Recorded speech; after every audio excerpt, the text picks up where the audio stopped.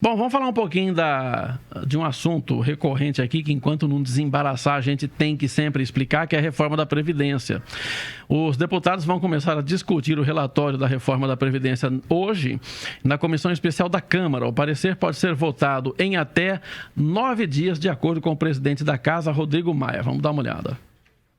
Para Rodrigo Maia, as mudanças feitas pelo relator da reforma da Previdência atendem aos pedidos da maioria dos deputados para aprovar a proposta. E a economia será próxima do que o governo espera. É que além da poupança de 860 bilhões de reais em 10 anos, já com as alterações, o presidente da Câmara leva em conta mais 200 bilhões previstos de receita com a medida provisória já aprovada pelo Congresso, que autoriza um pente fino nos benefícios do INSS. Depois de participar em São Paulo do Fórum Band News Compliance e Democracia, Maia disse que as críticas do ministro da Economia ao parecer apresentado na comissão especial ajudaram. Apesar de ser uma segunda-feira tradicionalmente vazia no Congresso, o governo voltou a reunir um mínimo de 51 deputados aqui no plenário da Câmara, o que contou o prazo para confirmar o início dos debates na comissão especial. Rodrigo Maia reforçou o otimismo na aprovação do relatório na semana que vem. O que o presidente e o relator me disseram é que há condições de votar até o dia 26. Votando até o dia 26, eu instalo a tributária dia 27, a proposta do deputado Baleia. Mas o presidente da comissão foi mais cauteloso. Então, acredito que a gente esgote o tempo de debate nessa semana, mais tardar no início da semana que vem, e concluiremos a votação no meu planejamento ainda em junho, mas eu não quero especular data, para não criar nenhuma tensão, já que há um compromisso de ouvir todos os deputados inscritos. Com o feriado de Corpus Christi na quinta e as festas juninas na próxima semana, o desafio será manter deputados em Brasília para votar o parecer na comissão especial. Bom, o que se espera é que haja um debate técnico, né? Que o pessoal apresente lá as justificativas. Quem é contra, que apresente alternativa, né, para que não haja a quebra do sistema previdenciário e leve junto todo o orçamento da União para resolver o déficit da Previdência Social e que haja, portanto, um debate lá de alto nível. Porque se ficar aquela questão de um grupo provocando o outro, né, e aquela história também, né, de tentar obstruir só por obstruir, é uma coisa que não vai levar a nada, não vai levar a lugar nenhum e não vai ajudar para o debate saudável e necessário que exige uma reforma tão importante quanto a da Previdência, Rose. Pois é, eu acho que tem duas questões que vão estar nesse debate e que o governo, pelo menos, deve tentar fazer com que volte para o projeto da Previdência que foi retirado, que é a inclusão dos estados e municípios, da Previdência dos estados e municípios. A maior parte dos estados e municípios, Sena, está com a Previdência dos servidores quebrada. O déficit por ano é de 96 bilhões.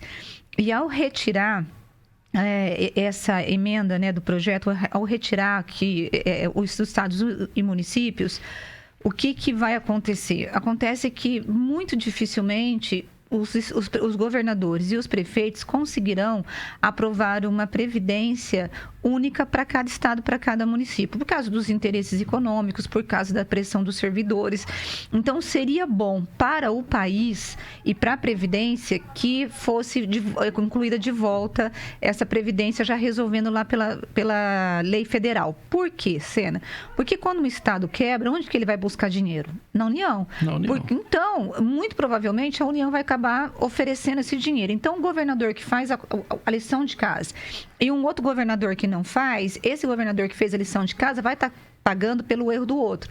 Então, é melhor que se resolva, que coloque novas regras em relação à Previdência municipal e estadual e que isso se resolva. Por que foi retirado? Porque alguns governadores lá em Brasília diziam que eram favoráveis à Previdência, mas em suas bases eleitorais diziam que não queriam, que era horrível, porque é por causa daquela história da decisão que politicamente traz desgaste para o político. Agora, essa decisão da Previdência é uma decisão em que os políticos têm que olhar para o Brasil e não para as urnas e não para os votos. Nem todo mundo vai gostar da mudança na Previdência, mas ela é necessária porque senão nós não teremos aposentadorias no futuro.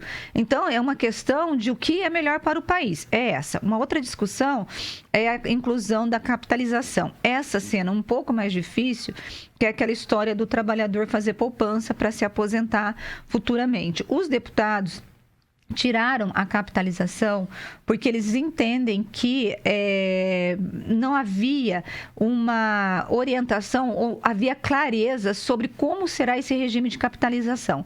Então, retiraram para que fosse enviado um outro projeto para a Câmara. O ministro da Economia, o Paulo Guedes, vai tentar convencer os deputados a voltar, mas esse vai ser um item mais difícil para voltar para a reforma. E existem outras questões que o governo não gostou, que foi retirada, a questão da idade mínima, então vai ter muita negociação. Mas eu concordo com você. O debate, ele tem que ser para melhorar o projeto e não por uma questão ideológica. Nesse momento, não dá para você discutir ideologia em cima de um projeto de previdência que é necessária para que haja a volta do crescimento no país, e se a previdência ficar do jeito que está, nós não teremos crescimento econômico, não teremos aposentadoria no futuro. Há uns 6 anos, Sena, ou 7, eu li uma vez uma entrevista na Veja, em que um especialista americano de previdência dizia o seguinte, que o Brasil teria que ter feito essa reforma na década de 90. Com certeza. Então, você imagina o quanto que nós estamos atrasados. Então, eu espero que os deputados tenham um pouco de sobriedade e bom senso para discutir essa previdência, para poder melhorar, fazer uma previdência que seja melhor para o Brasil. Eles não fizeram por covardia, porque não queriam, né, assumir o ônus impopular que é uma reforma da Previdência, mesmo sabendo que ela é necessária, que a matemática não engana e que lá para frente vai explodir tudo. Mas você falava, a questão lá da capitalização, existe uma corrente com a qual eu concordo que tem que ser opcional. Onde o trabalhador decide se ele quer fazer um regime de capitalização ou continuar no regime normal da Previdência, ou se ele quer acumular os dois, pagar para um e para outro e acumular 2 aposentadorias, eventualmente. No que diz respeito aos governadores, é isso que aconteceu justamente. Todo mundo quer que seja num pacote só, mas eles não sujavam a mãozinha de lama, de tinta. Então, os governadores ficavam fazendo um discurso para a plateia e outro interno. Então, não dá. Agora... É a favor da reforma? Fala claramente, os prefeitos também têm que falar claramente que é necessária a reforma e, de quebra, pressionar os deputados, viu? Os deputados. Olha, Sena, o presidente da República, o Jair Bolsonaro, hoje deu uma declaração para jornalistas reduzindo, pelo menos, ou amenizando a saída do regime de capitalização da reforma da Previdência. Ele disse que ele gostaria que tudo que foi proposto pelo governo fosse acolhido pelos deputados, mas sabe que a Câmara tem legitimidade para alterar e que, se não for acolhido, o governo prossegue. Agora, o que se tem é o seguinte, Sena, o que se fala em números de votos lá na Câmara é o seguinte, que o projeto do presidente Bolsonaro, da Previdência, teria 50 votos. O projeto apresentado, o relatório apresentado pelo Samuel Moreira, o relator, tem 350 votos. São necessários 308 votos para aprovar a Previdência.